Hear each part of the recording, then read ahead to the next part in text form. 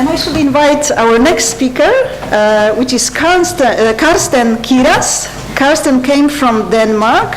He's an inspector and national coordinator in the Danish Working Environment Authority, and he will be talking about inspections and in the area of psychosocial risks, psychosocial working environment in Denmark.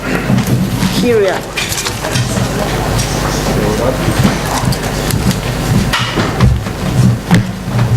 Hi, thanks for having me. As the introduction said, I'm an inspector and a coordinator of a fourth of all sectors in Denmark on psychosocial work environment. I have a background in philosophy and science studies and organizational psychology, so that's where I speak from. I've been in the authorities for almost 5 years now, and before that I came from the National Board on Industrial Injuries, so I've been working on the other half of the court as well. This one. I'll just start by skipping some. Because I noticed that everyone was interested in the historical development of psychosocial work environment, and we have quite a long history in regulating this area in Denmark. It dates back to 1974 and has been developing ever since. It's a targeted area of political focus right now, and everybody needs to address it. We do inspections in all companies in Denmark focusing on psychosocial work environment factors. So basically everyone gets to talk about what is stressful in their work environment. As you can see, there's been different initiatives. The welfare agreement in particular made some changes on our means to inspect in Denmark, because we had extra funding, and that meant that we could develop new tools and have more specialized inspectors as well, such as myself. Also in 2013, I wanted to highlight that the psychosocial work environment was coordinated with other work environment areas, so it's totally equal now, meaning that in fact we can react in the same manner as we would in relation to chemical substance use or accidents in construction yards, for instance. I'll just get back then. Now, psychosocial working environment has a legal background in Denmark that is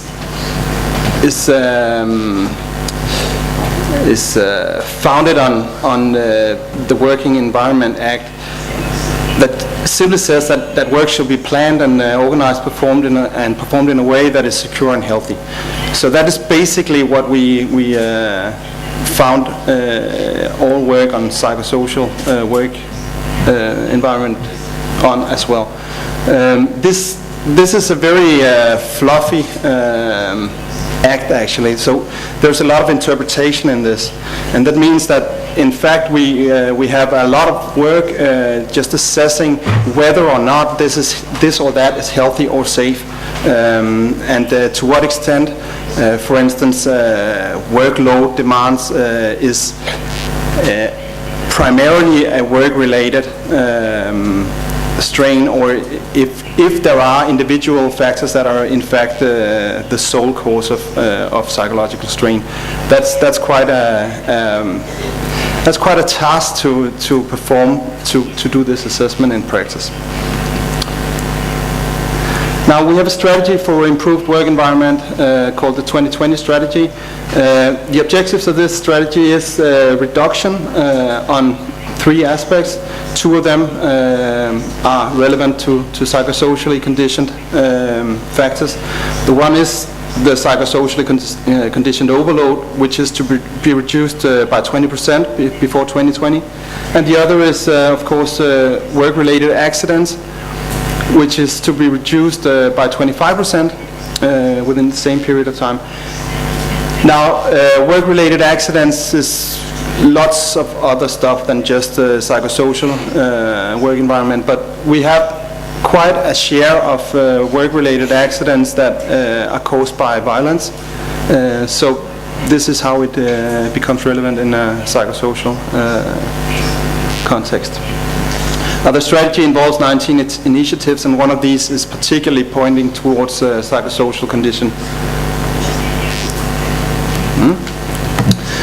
There are different stakeholders having an influence on how we inspect in Denmark. There's of course a political framework, there's government, policy making, agreements and so on, ministerial foci that change with changing governments, so it's a political ground always on the move. Employers' organizations and labor unions are particularly interested in a Danish context because they have strong opinions on what we as inspectors should be inspecting and what we should definitely not inspect. So there are agreements on boundaries for practice being decided in this agreements between employers' organizations and labor unions. Also, we have a research body that is pretty important because of our legitimacy. We need to be able to claim that this or that work process is in fact a hazard to health or safety in some way. So this changes, but of course, all of you know that research is a slow process, so it's not changes over the weekend. This is about the stakeholders you find. Now, psychosocial work environment is, as I said, an increasingly focused on from political side. But we have shifting governments, and that means that right now we are battling a situation in which we have severe cutbacks on our own practice, and that means, of course, we get to work a lot and feel the stress ourselves. But it also means that we have to focus our efforts towards companies that are more likely to have accidents or strain from psychological factors. Now, we have different inspection types in Denmark. Right now, what is the most common type is the risk-based inspections, and that is exactly to focus our effort towards companies that are most likely to have problems. Also, we have, this year actually, we have introduced a new expanded risk-based inspection directed towards certain sectors that are, that has significant numbers of absenteeism to sick leave and people just having psychological strain from different causes. These sectors are examined in a more thorough way than any other sector. So we usually plan these inspections by calling companies and by making in advance meetings, so we can get a lot of data from these kind of companies. Now, we also have inspections due to complaints, and these, of course, it's done in some secrecy. So usually these inspections, you wouldn't know the difference between this and a proper risk-based inspection. And also we have inspections of the accidents that occur in work sites. And among these, the violence-induced accidents that I talked about earlier, this is one of the cases in which we actually go and perform hardcore authority and issue fines and stuff like that. That's not very much the case in many of the companies in which we have a lot of focus on psychosocial work environment, and that is because in the Danish context we usually do a more dialogue-based approach to working with the psychosocial factors, meaning that we are actually more consultative than most inspection units around in Europe, I think. Also, this gives us quite a credibility in companies that respect our assessments a lot, because they're usually very balanced and we're not perceived as hardcore authorities in that way. So we're usually thought of as a unit that comes in and constructively makes dialogue to solve problems, more than just an authority that gives them fines. Of course, this is a delicate balance here, because sometimes you can have this pleasant dialogue and everyone's agreeing on the problem, and we have to address it in this and that way, and then at the end you have to cut down to basics, and I have to issue improvement notices, for instance, which companies won't really like. But that's part of the challenge on the dialogue. Also, we have inspections due to incidents and approaches from occupational health clinics that sometimes mail us or phone us on behalf of companies or employees that have been subjected to different kind of strains.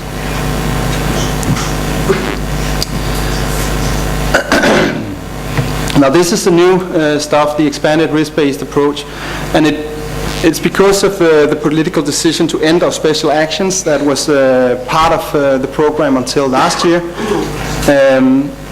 So now we try to just incorporate the original approach into the risk-based inspections, and that is a transition we're in right now. And as I mentioned, the sectors that have statistically shown an increased risk of employees becoming psychologically strained are selected, and these are, among others, education, hospitals and healthcare, also social care, transportation of passengers and other stuff.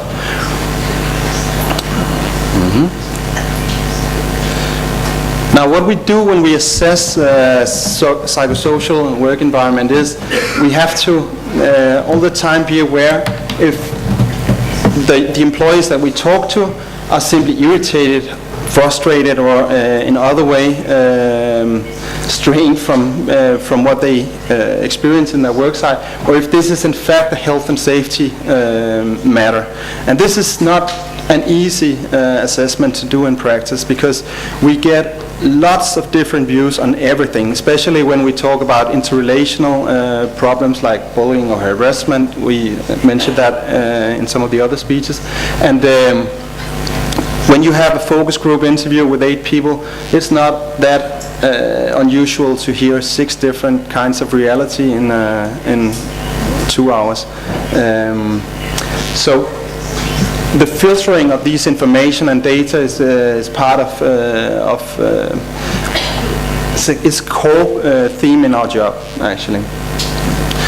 This also means that we have to distinguish between, as I mentioned earlier, the work-related part and what is carried on from private parts of employees' life. And this is a hard task to do, but in practice it's a thing that we manage by stressing that organization around a workspace should be done in a way to assure that employees can actually have straining private spheres as well as attending their work without crashing. And that's it's quite a tough thing to do in practice. So companies are pretty challenged in that way. But in a Danish context, this is solely the responsibility of management.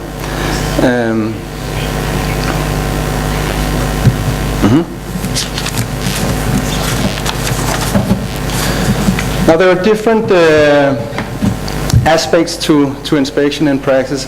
As you see, we have the data collection, which is done in a lot of different ways, but meetings with representatives of working environment organizations and the management is always a classic start to inspection visits. We also obtain written materials like workplace assessments, different statistical material, and we do observations of work processes, but that is not very often in relation to the psychosocial work environment. It's more a natural thing to do when we talk about the ergonomics and stuff like that.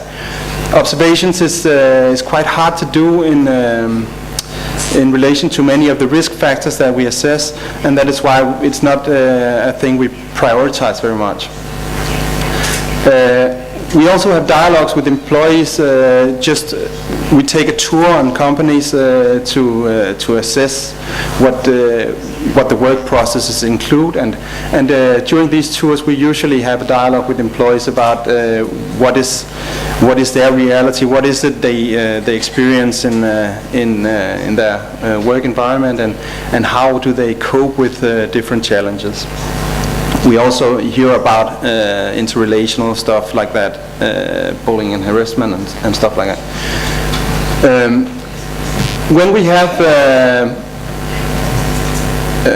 When we finished our tour on the site, we usually have an assessment of, or a screening of, is this a situation in which we want to spend some more time digging into psychosocial factors, and this is when we plan individual or focus group interviews, usually with around 6 to 8 people, in order to keep a focused interview. After having individual conversations or focus group interviews, we have a hearing. This is formal law. We have a hearing of management, and they have a possibility to give their views on the topics that we talk with the employees about. And then we start to assess whether this is in fact a transgression of law, or this is within the confines of law. This assessment can be done either on site, which is quite usual, but in some cases psychosocial environment is so complex that we have to bring back data and evaluate in the office before we make a formal assessment. So we can do that by phone or by showing up and revisiting companies sometimes. Yeah. These are the reaction types in which we excel. Of course, we have lots of guidance that is just a verbal guidance to companies about the demands and challenges that we hear about. Quite often, managers are unaware of problems that we hear about when we talk to employees, and that is because employees are not necessarily very prone to contacting management about issues that strain. So we hear about lots of topics and we bring them up, but of course we bring them up in a general form, so no one is subjected to retaliation or whatever. Also, we have guidance in writing. This is what we do when we cannot issue formal improvement notices, but we have a clear view that the challenges we hear about would be able to develop into a serious problem on the long run. So if we have this work environment problems in the psychosocial area that is developing, and we expect them to be a problem on the long run, we usually issue guidance in writing. And that means that we can revisit the company within 12 to 18 months. Also, we have the improvement notices. These can be effective immediately, or they can have a deadline of 3 to 6 months, usually 6 months if we talk about issues like workload and stuff like that takes major restructuring to solve. Then we have notices to examine, and that is because we do not necessarily have the means to examine everything in detail, and sometimes the assessment requires more detailed examination, and that is when we require companies to hire external advisors to do this examination. Then we get a report from the advisors, and they conclude something. We can then issue an improvement notice on, or just leave it there. Number 4 is the notice to employ working environment advisors to actually solve problems, and this is mainly done in the case of bullying or sexual harassment, because it's a very complex matter to solve for lots of companies. So we expect them to hire psychological expertise for that. And we are able to do that even though this is a major expense to companies. So we can actually force companies to hire experts. Now these are the risk factors that we work with in Denmark. I want to spend some time here. This catalog of risk factors is primarily seen in many public sector companies. We have major problems in healthcare and education, as I mentioned earlier, and these problems are related to workload and pace of work, and they are also related to emotional demands. And I want to maybe talk a little bit more about emotional demands, because this is a thing that we see on the rise. Emotional demands is a thing that we meet a lot of places where people work with other people, like in healthcare or social care. If we go to a hospital, we have nurses that experience severe emotional demands, talking to sick or dying patients that are in dire need of a dialogue. And these people are usually under some stress from time pressure as well. So that means that when you are a nurse and you have to be on a busy schedule, going on to the next patient all the time, you experience severe strain from not being able to take the proper dialogue with dying patients, for instance. This combination of workload and emotional demands is one of the most severe psychological strains we experience at all. Also, we have violence and traumatic experience, which is more or less another expression for witnessing or being in accidents. But the violence is on the rise as well. So these are some of the key focus areas right now. As you see, there's a balance between risk factors, prevention, and organizational consequences, which we use to assess all psychosocial work environment problems. It depends a little bit on the risk factor, which side of that scale is more important in the assessment.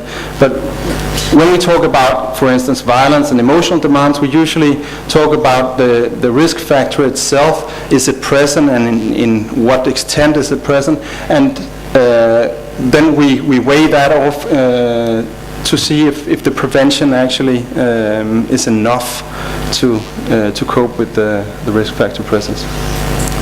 Yes. These are guidance tools that we have developed to help inspectors do the inspections on psychosocial work environment. These are the old ones. There's a newer example here. These ones are from last year, and they correspond with our templates, IT templates. So it makes it very easy for us to write improvement notices. It makes it very easy to assess problems. So the support for inspectors is pretty good. This one I'm going to skip. This is the inspection flow. So we start by detecting health and safety risks, then we issue the improvement notices, and the enterprise improves these conditions to solve the problem, and then we evaluate on their solutions afterwards, accepting it, and then re-inspecting, or rejecting it and revisiting on the, right after. As I said, the overall time consumption per inspection is reduced by tools and by training, and also we've been hiring better qualified inspectors lately, and making a lot of other efforts, especially the call-in function, which is experts supervising inspectors on complicated matters. This one I'm going to skip as well. I wanted to talk a little bit about the small and medium-sized enterprises, and what we see here is some workload and pace of work oriented problems, especially surrounding the topic of organizational change. I don't know if this is a special Scandinavian love story, but we tend to like organizational change so much that we do it all the time, and that is a psychological strain to many employees, because they have a very hard time figuring out priorities. I have a time out here. Okay. Also, inclusion is a matter of some focus. Yeah. Future perspectives. Some private sector enterprises are difficult for us to inspect, because people usually leave their job before they get psychologically strained. And that's not the case in public sectors. That's about it. Thank you for your attention.